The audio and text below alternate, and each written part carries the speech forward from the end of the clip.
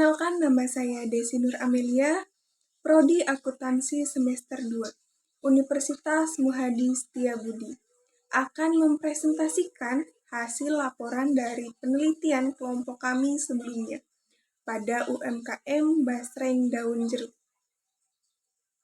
Nah, tanpa berlama-lama, yuk kita langsung ke presentasinya. Nah, kali ini kita masuk ke pembahasan Basreng Daun Jeruk. Usaha makro kecil dan menengah (UMKM) Basreng Daun Jeruk merupakan usaha yang populer saat ini. UMKM tersebut bergerak di bidang produksi camilan. Basreng adalah camilan yang berbahan dasar bakso.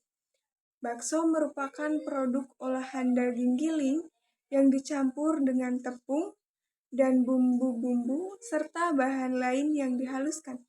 Kemudian dibentuk bulatan-bulatan dan kemudian direbus hingga matang. Kelezatan dan ketersediaan menjadikan pilihan camilan atau makanan yang populer saat ini.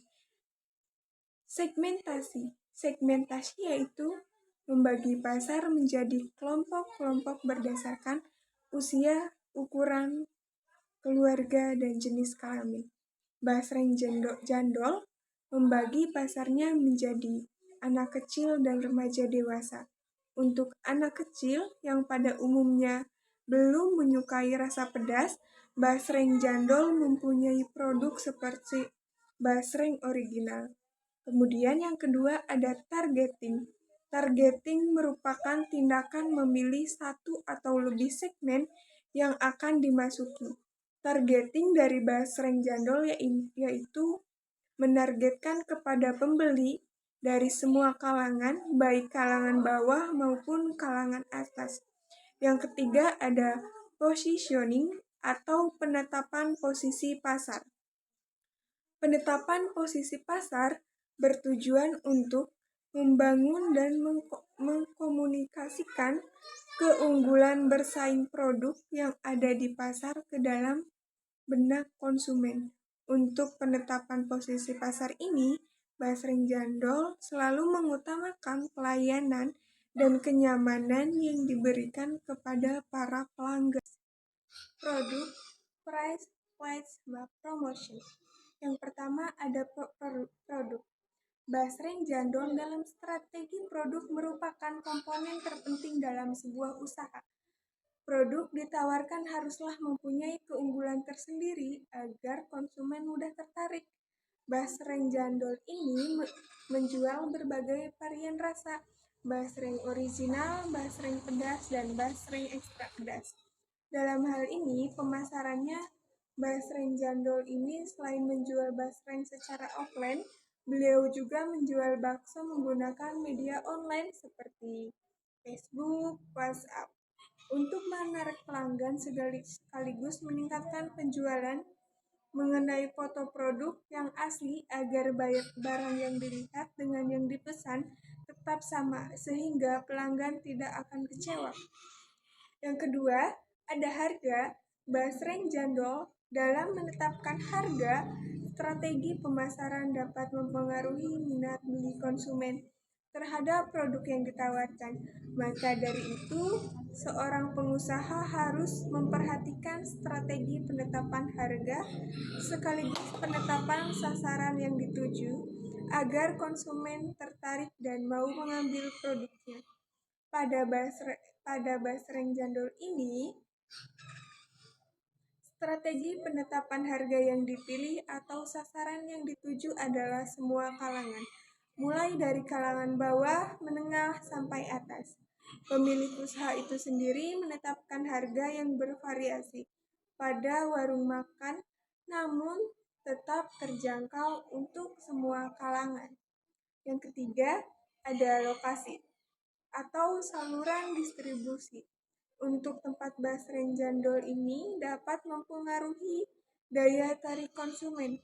Pemilihan tempat yang strategis seperti di kampus, warung, toko, atau di dekat pusat keramaian tertentu akan lebih mudah mendatangkan pembeli dan hal tersebut dapat meningkatkan pendapatan usaha. Pemilihan lokasi pada basreng ini sudah strategis karena lokasinya sangat mudah untuk dijumpai, sehingga mudah diakses oleh pengunjung dan hal tersebut memberikan keuntungan bagi pemilik usaha sekaligus dapat meningkatkan minat beli konsumen. Yang keempat, ada promosi. Promosi merupakan kegiatan yang dilakukan secara terus-menerus oleh pelaku usaha yang bertujuan untuk menarik pembeli. Strategi promosi pada basreng jandul dilakukan secara online dan offline. Promosi secara online dilakukan dengan menggunakan Facebook, Instagram, dan WhatsApp. Serta biasanya pemilik usaha ini juga melakukan promosi melalui chat pribadi dengan relasi dan juga teman-temannya. Penentuan posisi pasar atau pesaing market dan pengembangan suatu marketing mix yang efektif untuk mencapai keberhasilan pemasaran. Kemudian ada diferensiasi. Pada basreng jandul ini, strategi diferensiasi adalah baksonya tidak direbus tapi digoreng. Hasil basreng jandul ini kering dan renyah seperti goreng telur dadar. Proses penggorengan membuat kadar airnya menyusut. Ini akan membuat bakso makin kering. Aroma rempah pada bakso keluar secara optimal. Bumbu tidak terserap oleh air, tetapi mengendap di baksonya. Efeknya rasa gurih lebih optimal. Rasa dari basreng jandul ini tidak kalah dari basreng yang lain. Banyak varian rasa yang paling digemari oleh masyarakat, di antaranya rasa original, pedas, ekstra pedas. Kemudian ada selling. Selling atau penjualan adalah proses interaksi antara penjual dan pembeli yang bertujuan untuk menghasilkan transaksi atau pembelian suatu atau layanan.